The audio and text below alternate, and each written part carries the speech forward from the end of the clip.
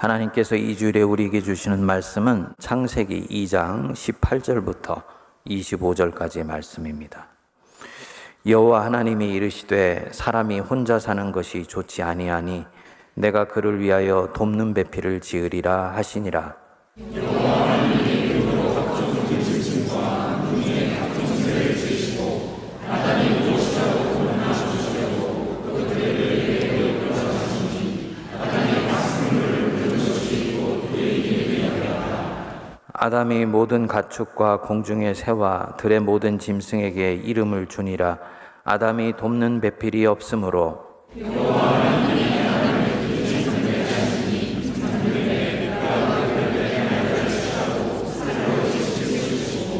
여호와 하나님이 아담에게서 취하신 그 갈빗대로 여자를 만드시고 그를 아담에게로 이끌어 오시니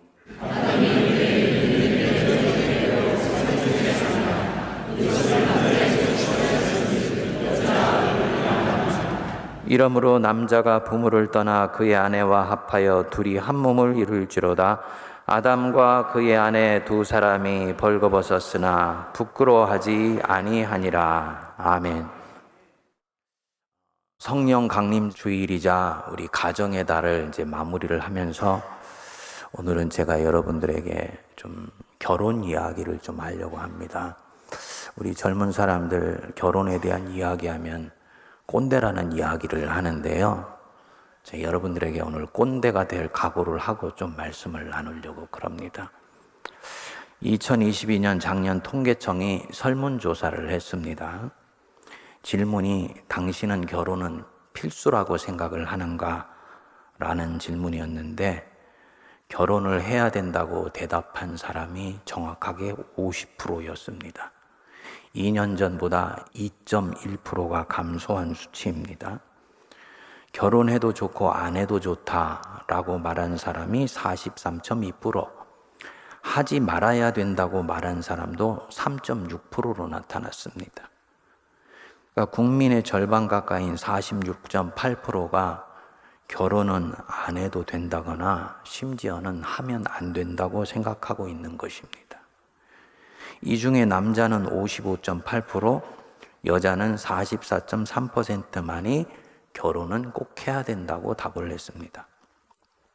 그러니까 여자가 결혼을 더 기피하는 것이지요. 현대에 있는 사람들이 점점 결혼을 필수가 아니라 선택이나 취향으로 생각하는 경향이 커지고 있다는 것을 뜻합니다.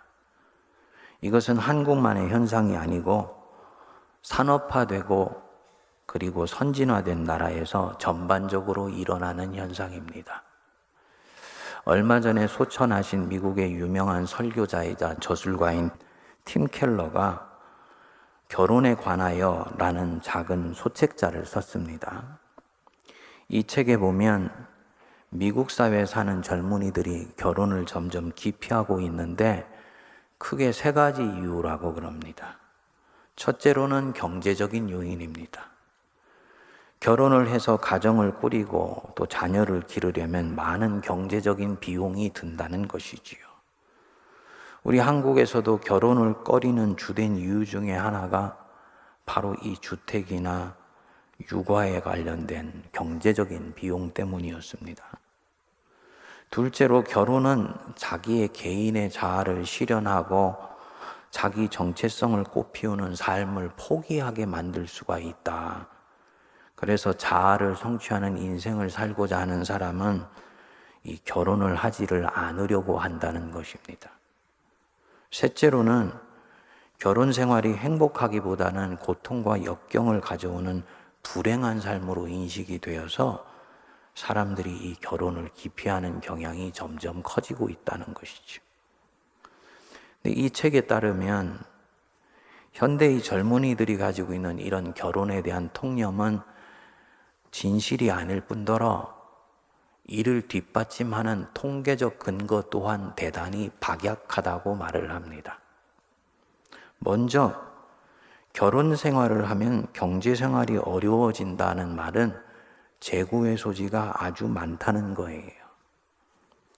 만일에 육아의 문제라든지 이런 부분들을 빼고 생각해 보면 결혼한 사람들이 싱글일 때보다 훨씬 많이 저축을 하고 또한 빨리 경제적 자립을 한다는 것이 통계로 나와 있다 합니다.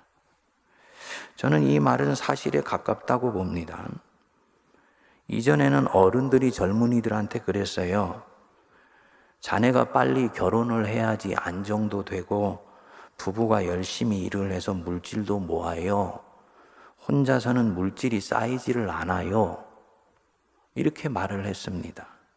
저는 맞다고 봅니다. 우리 큰애가 올해부터 독립해서 사는데 제가 보기에는 혼자 살기에 부족하지 않은 월급을 받고 사는데도 날마다 저한테 힘들다고 그래요. 주택 문제가 심각합니다만 혼자서라도 이 부분은 크게 다르지 않은 것이지요. 둘째로 인간의 자아 성취나 정체성에 대해서 이 팀 켈러는 이 책에서 굉장히 의미 있는 질문을 하나 던지더라고요. 우리는 보통 정체성이 무슨 우리 속에 있는 알갱이나 씨앗 같은 것이어서 우리 안에 있다가 여건과 환경이 되면 자연스럽게 발화되어 나오는 것처럼 생각을 합니다. 그래서 그 정체성을 발견해주고 꽃 피워줄 수 있는 상대방을 만나야 행복하다고 생각을 하는 거지요. 만일에 이런 사람을 만나지 못하고 엉뚱한 사람과 만나서 결혼을 하면 인생이 꼬여버리게 되니까 차라리 혼자 사는 것이 낫다고 생각하는 것이 대단히 강하다는 거예요. 팀 켈러는 이렇게 인간의 정체성을 이해하고 자아 성취를 소망하는 거, 이거 전면 부정하지는 않습니다. 하지만 중요한 문제 제기를 합니다. 인간의 정체성은 내 안에서 발화하여서 꽃 피워지는 것뿐만이 아니고 내가 만나는 사람들, 내가 속해 있는 공동체, 가장 결정적으로는 내 배우자와 더불어 살아가면서 그 형체가 드러나고 깎고 다듬어지면서 서서히 완성된다는 거예요. 무슨 말이냐 하니까 자아의 정체성이 태어날 때부터 갖고 나와서 꽃 피워야 되는 어떤 그런 형질이 아니고 사람들 속에서 공동체 속에서 더불어 살아가면서 이것이 조각이 되어지고 다듬어지고 마침내 그 형체가 온전해진다는 것이죠. 이런 면에서 결혼 생활은 정체성을 포기하는 현장이 아니고 그것을 온전케 하며 완성하는 터전이다. 그렇게 봅니다. 설사 결혼 생활에 서로 맞지 않아서 힘들어지는 경우들이 있어요. 그것이 그런데 잘 은혜 안에서 함께 넘어가면 그때는 고통 같지만 시간이 지나고 나면 그게 다 내 자신을 사람 만드는 과정이었구나 하고 깨닫게 되지요. 일종의 성장통입니다. 이미 결혼해서 이 고비를 넘긴 분들은 다 동의를 하실 것입니다. 셋째로 팀 켈러에 따르면 사람들은 결혼해서 불행해질까 봐 두려워하는데 실제로 미국에서의 통계 뚜껑을 열어보니까 그렇지 않은 경우가 훨씬 많더라는 거예요. 독신으로 살아서 인생 후반부가 행복하고 만족스러운 수치보다도 결혼해서 이런저런 역경을 넘어서 행복한 사람이 훨씬 많다고 그럽니다. 뭘 말하겠습니까? 현대인들이 가진 이 결혼에 대한 부정적인 인식은 객관적인 진실과는 달리 과도하게 포장되어 있다는 것이지요. 성경은 희한하게도 이 결혼에 대한 이야기가 많습니다. 성경의 첫 책 창세기부터 이미 결혼 이야기로 시작을 하여서 성경의 마지막 책 요한계시록에서 어린 양의 혼인잔치로 성경이 끝이 납니다. 결혼을 굉장히 중요한 가치로 본다는 뜻도 있지만 더 중요한 부분이 있습니다. 어떤 사람이 적어도 자기가 신앙을 갖고 신앙 안에서 살고자 한다면 결혼했을 때만이 가르쳐 줄 수 있고 경험해 줄 수 있는 그 무엇이 이 결혼 안에 있다는 거예요. 그게 뭘까요? 오늘 본문에 보면 하나님이 어느 날 아담이 혼자서 에덴 동산을 관리하고 돌보고 있는 것을 보셨습니다. 그런데 왠지 그의 혼자 있는 모습이 뭐가 빠져 있는 것처럼 느껴지신 거예요. 아담의 뒷꼭지가 시려 보인 것이지요. 그래서 저 친구가 혼자 있는 것이 좋은 것이 아니구나. 그래서 2장 18절에 보시면 여호와 하나님이 이르시되 사람이 혼자 사는 것이 좋지 아니하니 라고 말씀을 합니다. 여기서 좋지 않다는 말은 히브리어로 로토브입니다. 로라는 말은 못못이 아니다, 토브는 좋다 이런 뜻이에요. 하나님이 인간을 만드시고 보시기에 심히 좋았더라 할 때 바로 그 좋다와 같은 어원입니다. 이 토브라는 말은 선하다, 행운이 있다, 복되다, 유익하다 이런 뜻입니다. 그럼 사람이 혼자 사는 것이 좋지 아니하니 무슨 뜻입니까? 혼자 사는 것은 선하지도 않고 좋아 보이지도 아니며 행복하지도 않고 유익하지도 않다는 뜻입니다. 그래서 하나님이 이 아담에게 각종 짐승들을 지어서 옆에 두셨어요. 그래도 만족스럽지 않지요. 결국은 아담을 깊이 잠들게 하시고 그의 갈빗뼈에서 뼈와 살을 취해서 또 다른 사람을 만드시고 이를 아담에게로 보내주셨어요. 여기서 아담이 이 사람을 보고 여자라고 부르고는 찬탄을 합니다. 그리고 성경 최초의 노래가 23절에 나와요. 그가 노래한 이 첫 마디가 히브리어로는 하팜이라는 뜻인데요. 드디어, 마침내 이 뜻입니다. 보라, 드디어 이 뜻이에요. 마치 자신이 그토록 목이 타들어가도록 기다렸던 그 어떤 것이 자기 안에 나타났다는 얘기입니다. 본인이 타는 목마름으로 기다렸던 것이 마침내 채워졌다는 뜻입니다. 그래서 이걸 우리말로 번역을 하면 보라, 드디어 이는 내 살 중에 살이고 뼈 중에 뼈다 이 뜻입니다. 이걸 오늘날 아내와 남편의 관계로 가져가 보면 이 남편과 아내 관계는 서로가 서로에게 찬탄과 감격과 환희를 일으키는 놀라운 관계라는 것을 말하는 것입니다. 여러분들 보니까 지금 전혀 내 부부 관계는 그런 관계가 아닌데 성경이 우리에게 본래 이런 축복의 장을 만들어 주셨다는 것입니다. 창세기는 이 남자와 여자의 하나됨을 몸의 하나됨, 연합으로 표현을 해요. 그래서 둘이 한 몸을 이룰지로다 그랬죠. 여기서 이 몸은 단순한 몸이 아니고 육체만이 아닙니다. 정신과 육체 그리고 영혼의 연합을 뜻하는 거예요. 아시는 대로 신앙의 최고의 단계가 무엇입니까? 연합이에요. 하나님과의 유니온, 연합. 그런데 이 연합, 하나님과 나와의 연합을 마땅히 세상 속에서는 표현할 수 있는 말이 없으니까 인간에게 가장 유사한 관계, 이 부부 관계로 하나님과 우리의 연합을 말씀했잖아요. 신랑 되신 예수님과 신부가 된 우리 자신이 온전히 연합한다. 그러니까 이 연합은 그야말로 완벽한 연합인 거지요. 이 연합에서 부부간의 사랑이 나옵니다. 에베소서 5장 25절에 보시면 남편들은 아내 사랑하기를 그리스도께서 그 교회를 위하여 자기 자신을 주신 것 같이 사랑해라. 이 사랑을 받은 아내들은 보면 아내는 남편에게 순종하고 복종해라 라고 말씀합니다. 왜 이렇게 하는 것이냐? 남편이 아내를 사랑하는 것은 지체를 사랑하라는 것이에요. 그래서 자기 아내를 사랑하는 자는 자기를 사랑하는 것이다 라고 얘기를 했습니다. 우리가 지난주에 공동체가 지체라고 했는데 이 지체됨의 가장 온전한 형태가 부부간의 관계입니다. 그래서 이 부부간의 지체 관계를 서로 연습하고 나서 교회에서 이 지체를 실현하는 거예요. 그러니까 이 부부관계가 점점 발전을 하게 되면 처음에는 색깔이 하나 같았는데 나중에는 이게 온갖 다양한 무지개 색깔로 가득하게 돼요.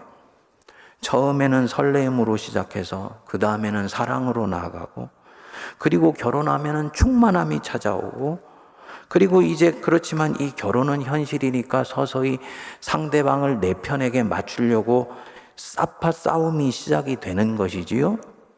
이 갈등 기간을 서로 성숙하게 잘 넘어가야 돼요. 싸워도 잘 싸워야지 됩니다.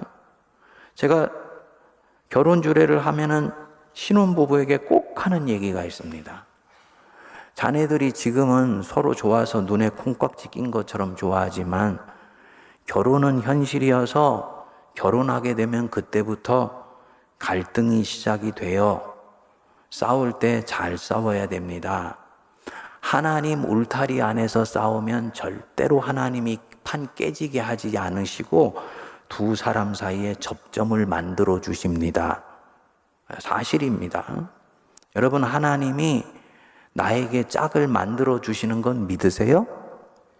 지금 내게 주신 내 아내와 남편이 하나님이 내게 주신 분이라는 거 확신하십니까? 예, 아멘 하시네. 그러면요, 하나님 안에서 싸우세요.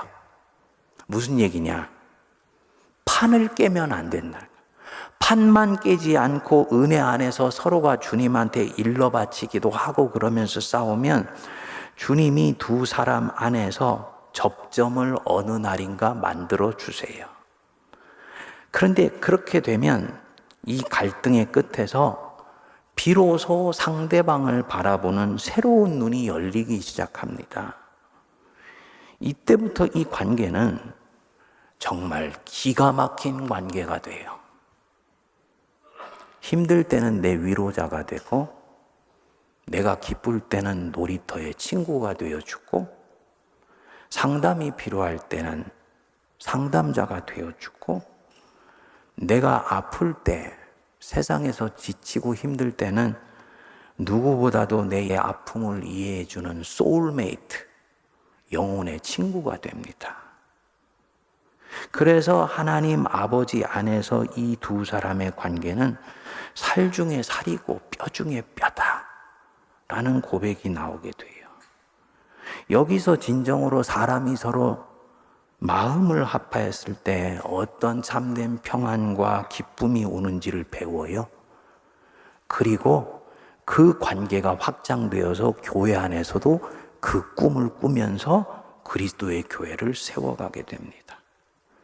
세상이 줄 수 없는 참된 위로와 평안이 이 두 사람 사이에 있습니다. 제 친구 목사가 하나 있는데요, 아주 닭살같이 부부관계가 좋은 목사입니다. 저하고 비슷한 나이고 유학도 나갔다 와서 서로의 삶을 어느 정도 이해도 하고, 또 비슷한 시기에 담임 목회를 하게 되어서 자주 통화를 하는 친구입니다. 근데 이 친구를 얼마 전에 만났더니 자기 사모 얘기를 해주더라고요. 어느 주일이었는데 그날따라 교회에 너무 일도 많고 설교도 풀리지 않아서 속상했는데 행정의 잡무에다가 시달릴 대로 시달려서 거의 녹초가 되다시피 하여서 집으로 돌아왔답니다. 근데 이 친구가 이럴 때는 꼭 생각나는 것이 있대요. 미국에서 가난한 유학 시절에 코스트코에서 파는 그 무가당 스파클링 워터 있는데 요거를 한 병 먹고 나면 기분이 전환되면서 날아갈 듯이 기쁘다는 거예요. 한국에 돌아와서도 꼭 힘들면 이 무가당 스파클링 워터를 찾았대요. 그래서 그날도 집에 와서 사모한테 이거 있냐고 물으니까 사모가 찾아보다가 여보 다 떨어졌어요. 어떻게 하지요? 제가 코스트코에 간 지가 오래되어서 떨어진 줄도 몰랐네요 하고 얘기를 하더랍니다. 코스트코에만 파는 거니까 동네 슈퍼에는 없는 것이죠. 친구가 이 얘기에 그렇게 낙심이 되더랍니다. 이야, 이렇게 녹초가 되어서 왔는데 먹고 싶은 음료수도 한 병 제대로 먹지를 못하네 하고 괜히 서글픈 마음이 밀려오더래요. 그런데 양복을 벗는데 그때 아내 소리가 들린 겁니다. 여보, 한 병 찾았어요. 빨리 오세요. 이 친구가 다이닝룸으로 소리를 따라 들어갔더니 아내가 이 스파클링 워터 한 병을 탁 들고는 너무나 환하게 웃는 거예요.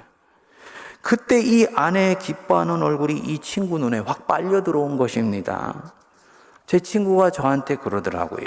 이 목사, 그 아내 소리 들린 그 스파클링 워터보다도 마치 밭에 감추어졌던 황금이라도 발견한 것처럼 환하게 웃으면서 좋아해주는 그 아내 얼굴이 내게는 한없이 위로가 되고 힘이 되었어.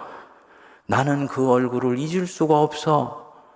내가 본 아내 얼굴 중에서 가장 예쁜 얼굴이었어. 그러는 거예요. 그러면서 본인이 누가 목사가 아니랄까 봐 저한테 아주 신학적으로 표현을 하는 거예요. 하나님의 위로하심이 아내를 통해 육화되어 그때 거기에 있습니다. 그 육화라는 말 아시네요. 하나님의 위로라는 추상적인 감정이 아내를 통해 딱 형체로 나타났다고 했잖아요. 그 얘기를 듣는데요, 저도 모르게 눈시울이 뜨거워지더라고요. 그때 이 친구 부인의 환한 표정이 무엇인지 저도 알기 때문입니다. 사랑하는 자기 남편이 주님 일하고 지쳐서 돌아왔어요. 뭘 어떻게 해줘야지 위로를 받을지 애가 타요. 근데 그 스파클링 워터에 위로받는 남편 위해서 그 한 병 찾았는데 크게 찾아보니까 없는 거예요. 마치 잃어버린 드라크마하고 똑같은 거지. 얼마나 이 아내가 속이 상하겠습니까? 자기가 이 작은 하나로도 남편을 위로해 줄 수가 없구나 싶어서 속상해하는데 저 구석에 남은 한 병이 눈에 띄인 거지요. 아, 저기 있구나 하고 찾아서는 자기도 모르게 마치 황금덩어리 발견한 것처럼 여보, 여기 있어요. 빨리 오세요. 한없이 행복하고 한없이 남편을 위로하고 격려하는 마음으로 이 남편에게 웃음을 던진 것입니다. 여러분, 이게 뭡니까? 그때 제 친구 목사가 무엇을 이 아내의 얼굴에서 본 건가요? 저는 웃음이 아니라고 봅니다. 웃음 속에 있는 아내의 마음을 본 거예요. 내 아내는 지금 내 마음을 알고 있다. 내가 무엇 때문에 아무것도 아닌 것 같은 이 스파클링 워터를 목말라 하는지 내 아내는 알고 있다. 내 아내는 내 영혼에서 일어나는 모든 것을 지금 한 몸으로 느끼고 있다. 이게 진정한 연합의 순간입니다. 멍멍하게 설교 들으시는 분들, 이 축복이 여러분들 부부관계에 일어나게 되기를 축복합니다. 이게요, 결혼만이 줄 수 있는 축복입니다. 이런 결혼 생활 못하고 결혼은 불행하다고 생각하고 속상해하는 분들 많습니다만, 그럼에도 불구하고 결혼하지 않고 독신으로 사는 것보다 결혼하고 사는 것이 훨씬 가치 있고 행복합니다. 무엇보다도 결혼을 통하지 않고는 절대로 배울 수 없는 인생의 진실이 바로 너무너무나 많이 있어요. 결혼을 해서 이런 연합된 삶을 살아보지 않고는 절대로 신앙에서 배울 수 없는 것들이 너무나 많습니다. 제가 보기에 기독교인들 중에 그 사람이 거듭난 사람이라면 끝까지 독신으로 살겠다고 생각하는 사람은 거의 없습니다. 예수님을 인격적으로 만난 사람이라면 독신으로 부름받지 않았다면 다 결혼해야 된다고 생각을 해요. 우리 교회 청년들이나 젊은이들 중에서도 미혼족은 있지만 비혼족은 없더라고요. 제가 우리 청년 산부나 동행에 1년에 한 번은 꼭 가서 같이 서로 담임 목사와의 대화를 갖는데 결혼하지 않겠다는 사람은 없어요. 그런데 그럼에도 불구하고 여전히 하나님 보시기에 또 제가 볼 때도 고개가 갸우뚱거려주는 부분이 있습니다. 하나님은 분명히 오늘 18절에 보시면 혼자 사는 것이 좋지 아니하다. 그래서 아담과 하와를 결혼시켜 주셨잖아요. 그런데 요즘에 그리스도인 젊은이들은 결혼에 절실하지 않아요. 결혼해야 된다고는 생각을 하는데 절실하지 않습니다. 이게 문제입니다. 반드시 지금 앞으로 해야 된다고 생각하지 않아요. 좋은 사람 나타나면 그때 하지 뭐 이렇게 생각하지, 내가 지금 혼자 사는 것은 하나님 보시기에는 만족스럽지 않다라고 생각하지를 않습니다. 놀라운 것은 부모님들도 그렇게 생각하고 있더라고요. 여러분, 저는 이 부분에서는요 타협하지 않습니다. 저는 이미 우리 애들 셋을 달달 볶습니다. 빨리 결혼하라고. 정 안 되면 데리고라도 오라고. 근데 요즘 부모들은요, 자녀들을 때가 되었는데도 끼고 사는 것에 너무 익숙해요. 그러니까 자녀들이 결혼할 생각 안 하죠. 사회적인 가치관도 그렇게 가는데 부모들도 그렇게 생각하니까 이 결혼에 대해서는 그야말로 한없이 지연된 미래로 계속 살아가는 것입니다. 아니에요. 이거 간절해야 돼요. 아까 제 친구가 말한 그런 연합이 뭔지를 배우기 위해서라도 간절해야 됩니다. 인생에서 진정으로 영혼의 친구를 만나고 그 친구가 어떤 것인지를 배우기 위해서라도 간절해야 됩니다. 제가 20대 중반에 예수님 믿고 나서 청년부에 갔더니 결혼하지 않은 모든 청년들의 첫 번째 기도 제목이 뭐였겠습니까? 빨리 주님이 짝지어 주시는 배필 만나게 해달라고 기도했어요.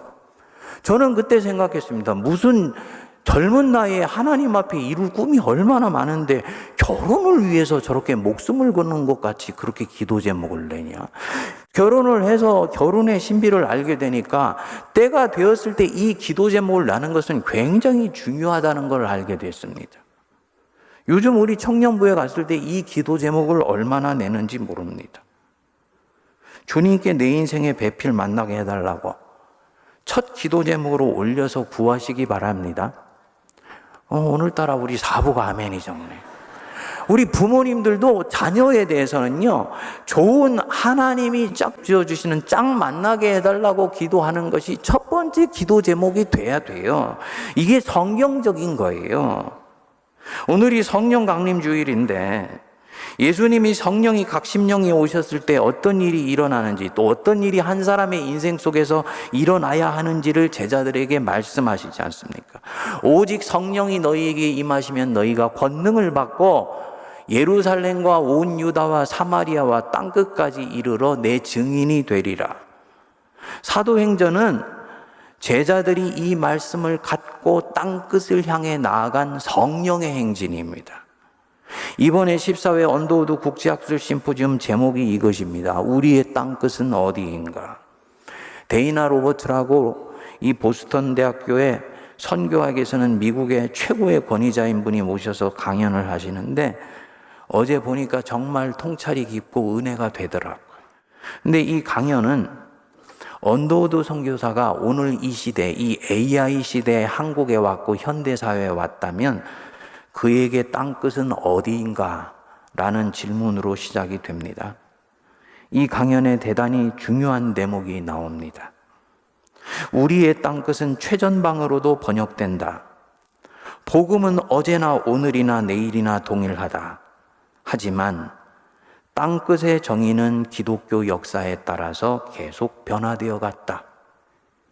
고대에는 로마 제국의 경계와 영향권을 벗어나는 것이 땅끝이라고 보았고, 중세의 네스토리우파 기독교인들은 실크로드를 따라 중국으로 가는 것이 땅끝이라고 보았다.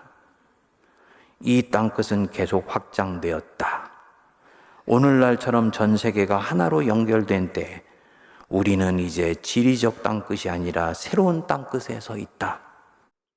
이 땅끝, 복음의 최전방, 여기에 서는 것은 위험을 감수해야 하며 확실한 안전 없이 경계를 넘어서는 것을 감행해야 한다. 맞지요? 오직 성령이 너희에게 임하시면 땅끝까지 이르러 내 증인이 되리라. 제자는 늘 이 복음의 최전방으로 가지요.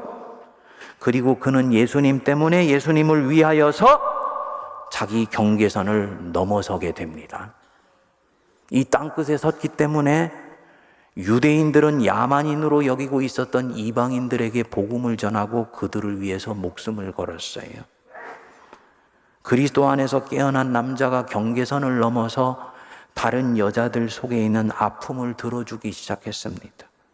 이 땅끝에 섰기 때문에 거듭 태어난 주인이 종을 친구로 대해 주었습니다. 예수를 주로 믿는 백인이 흑인을 형제로 불러주었습니다. 이것 전부 복음 갖고 세상이 쳐놓은 이 경계를 뛰어넘어가는 것입니다. 사람들은 이 땅끝에 서려고 하지 않습니다. 이 최전방은 넘어가려고 하지 않아요. 그것은 사회적인 통념에도 어긋나는 일이지만 저 너머에는 무슨 일이 기다리고 있는지 모르니까 저 너머는 안전하지도 않고 확실하지도 않고 심지어는 위험스러워 보이니까. 그런데 그 사람이 진정 하나님의 자녀라면 그는 그 땅에 서서 경계를 넘어갑니다. 주님이 거기서 나를 기다리시고 있다는 걸 믿는 거예요. 그리고 이 경계선 너머에서 기꺼이 새로운 인생을 시작합니다. 하나님이 우리를 거기로 초대하시기 때문입니다. 저는 오늘날 젊은이들에게 결혼은 점점 땅끝이 되어가고 있다고 봅니다. 지금은 반반이 결혼을 선택이요, 결혼을 필수라고 보지만 2년 뒤에 이 통계를 하면 아마도 이미 이것은 현격하게 한쪽으로 기울어져 있을 것입니다. 그 방향이 뭔지 여러분들은 알고 있어요. 점점 젊은이들에게 이 결혼은 땅끝이에요. 그들이 볼 때 이 결혼은 불확실해요. 미지의 것이에요. 두려운 걸로 가득 차 있어요. 내가 지금 누리고 있는 이 안전과 이 작은 행복도 잃어버릴지 모른다는 그런 마음으로 가득합니다. 그래서 위험스러워 보이기까지 합니다. 그런데 하나님이 이 주저주저하는 젊은 그리스도인들에게 말씀하는 거지요. 나는 네가 홀로 있는 것을 좋아하지 않아. 너는 너의 짝을 찾아 저 땅끝에 서서 그와 함께 미지의 여행을 시작해야 한다. 거기서 나는 너와 새롭게 만나기를 원한다. 내가 너에게 준 그 사람을 통해서 내가 너를 더 온전하게 빚어가기를 원한다. 너는 이 세대를 본받지 말아라. 마음을 새롭게 하고 너의 땅끝에 다시 서라. 저는 주님이 이렇게 말씀하시고 있다고 믿습니다. 새로운 땅끝을 향해서 인생의 모험을 감행하는 성령의 사람들 되시기를 바랍니다. 이미 이 땅끝을 넘어서 새로운 땅에 들어와 계신 분들, 가정을 이루고 자녀를 살피고 돌보는 거 만만치 않은 일입니다. 씨름을 하고 계실 거예요. 하지만 주님이 호주가 되어서 이끄시는 가정이니까 결국은 다 잘 된다는 거 믿으시기 바랍니다. 절대로 우리를 낙심시키지 아니하시는 하나님이세요. 인생의 말년에 눈을 감기 전에 내 앞에 서 있는 내 배우자를 보며 그렇게 얘기를 할 겁니다. 얼마 전에 원로 장로님이 한 분이 소천을 하셨는데요. 어느 날 권사님을 부르시더래요. 아무개 권사 일리 와봐. 그러더니 손을 꼭 잡고 어깨를 툭툭 쳐주면서 고마워. 자네는 내 영혼의 친구였어. 그리고는 세상을 드시더래. 참 아름다워요. 영혼의 친구. 우리가 그런 가정을 사모하시기 바랍니다. 그런 축복이 우리에게 기다리고 있다는 걸 믿으시기 바랍니다. 서로가 오늘 설교를 들으면서 목사님 오늘 희망 고문하시네. 나는 그런 관계 아직 갖고 있지 못한데. 아니요. 주님이 꿈꾸라고 기도 제목 주시는 건 믿으세요. 하나님, 내 옆에 주신 나의 배필, 영혼의 친구가 되도록 이끌어 주십시오. 나도 그에게 영혼의 친구가 되고 그도 나에게 영혼의 친구가 될 수 있도록 이끌어 주십시오. 주님이 맺어주신 짝입니다. 기도하시면서 하나님 기뻐하시는 복된 가정 이루어가시기를 축복합니다.